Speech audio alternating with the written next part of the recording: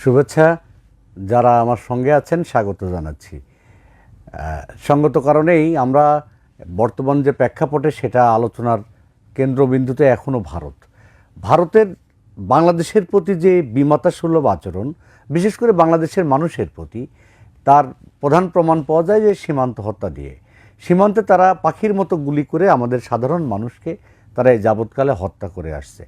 যখন তাদের সেবাদাসী সরকার শেখ হাসিনা ক্ষমতায় ছিল, তো তারা যা খুশি তাই করেছে, দেশের মানুষের কোনো কথা তারা কর্ণপাত করে নেই। ব্যাপারটা সহজ করে বললে এরকম যে ভারত কখনোই বাংলাদেশের মানুষের প্রতি, একটি রাষ্ট্র আর একটা রাষ্ট্রের প্রতি যে সম্পর্ক থাকা উচিত, সেই সম্পর্কটা ভারতের সঙ্গে বাংলাদেশের ছিল না। বাংলাদেশের সঙ্গে তাদের ভারতের সম্পর্কটা যেটা ছিল শুধুমাত্র শেখ হাসিনা কেন্দ্রিক, এবং তুমুল গণবিস্ফোরণ, ছাত্র গণ অভ্যুত্থানের যে বিস্ফোরণ, সেখান থেকে ভারত সর্বোচ্চ শক্তি প্রয়োগ করে তারা শেখ হাসিনাকে উদ্ধার করে নিয়ে সেখানে রেখেছে।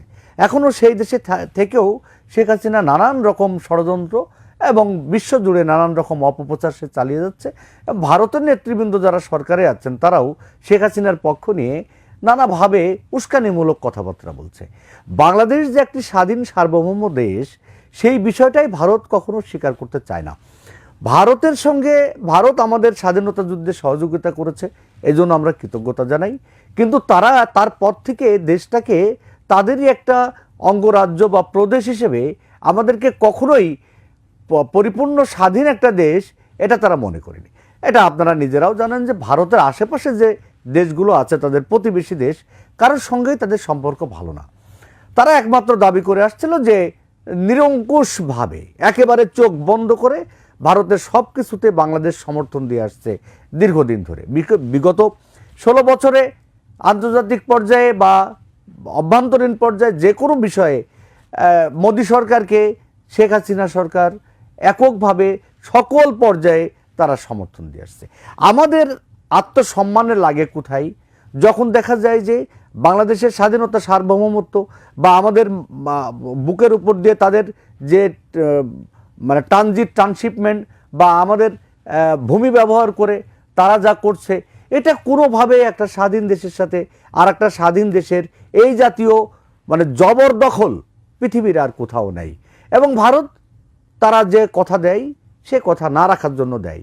কখনোই তারা বারবার বিভিন্ন আলোচনায় বলেছে যে সীমান্তে হত্যা হবে না, এবং পৃথিবীর ইতিহাসে সীমান্তে এইভাবে মানুষ হত্যা করা আর কোথাও নাই। শুধুমাত্র ভারত সীমান্তে বাংলাদেশের মানুষকে তারা এককভাবে হত্যা করে আসছে। এমন কোনো রেকর্ডও নাই যে বাংলাদেশের মানুষ বা বাংলাদেশের যে বিডিআর, বিজিবি, আমাদের এখন যারা দায়িত্বে আছে সীমান্ত রক্ষার, তারা কখনো ভারতীয় কাউকে হত্যা করেছে এরকম কোনো নজির নাই। কিন্তু যত দোষ শুধু বাংলাদেশের মানুষই করে, আর তাদেরকে বারবার হত্যার শিকার হতে হয়। আজ এই প্রসঙ্গে আলোচনা করার অন্যতম কারণ হচ্ছে যে 50 জন আইন মানে বিচারপতিকে ভারতের ভোপালে প্রশিক্ষণ দেওয়ার কথা ছিল, সেখানে বলাও ছিল যে সমস্ত খরচ ভারত বহন করবে, এবং ডিসেম্বরে এটা অনুমোদন হয়, তাদের যাওয়ার কথা ছিল। আজ বিকেলে একটা প্রজ্ঞাপন জারি হয়েছে, তারা যাচ্ছে না। এটা যখন বিভিন্ন মাধ্যমে, পত্রিকা বা অনলাইন মাধ্যমে যখন এটা সবাই জানলো, তখন সারা দেশের মানুষ তীব্র ক্ষোভে ফেটে পড়লো এবং তারা লেখালেখি শুরু করলো কোনোভাবেই যেন এটা সফল না হয়, আমাদের বিচারপতিদের মগজ ধোলাই তারা যেন না করতে পারে। সেই কারণে এটা কিন্তু থেমে গিয়েছে। আমি বলবো যে ভারত আমাদের প্রতিবেশী রাষ্ট্র, শক্তিশালী এবং অনেক বড় রাষ্ট্র, তাদের প্রতি আমাদের সে সম্মান আছে। কিন্তু তারা ধর্মীয় উস্কানি এবং তারা বাংলাদেশকে একেবারে যাচ্ছে তাই রকমের মান অপমান করার যে সুযোগটা বিশ্বব্যাপী পেয়ে আসছে যাবৎকালে আমাদের নতজানু পররাষ্ট্রনীতির কারণে, অবৈধ সরকার, ভোটবিহীন সরকার এবং জবর দখল করে এই শেখ হাসিনা সরকার যে ফ্যাসিস্ট একটা স্বৈরাচার মনোভাব বাংলাদেশে কায়েম করেছিল ভারতের সহযোগিতায়, সেদিন শেষ। এদেশের মানুষ রক্ত দিয়ে, জীবন দিয়ে আবার নতুন করে এই দেশটাকে উদ্ধার করেছে। আমরা কোনোভাবেই আমাদের এই স্বমহিমা, আমাদের এই আত্মসম্মান হারাতে চাই না। কোনোভাবেই ভারতের কোনো আগ্রাসনের পক্ষে বা ভারত আগ্রাসন এখানে জারি করতে গেলে আমরা তা কোনোভাবেই মেনে নেব না, আমরা রুখে দেব। সবাই ভালো থাকবেন।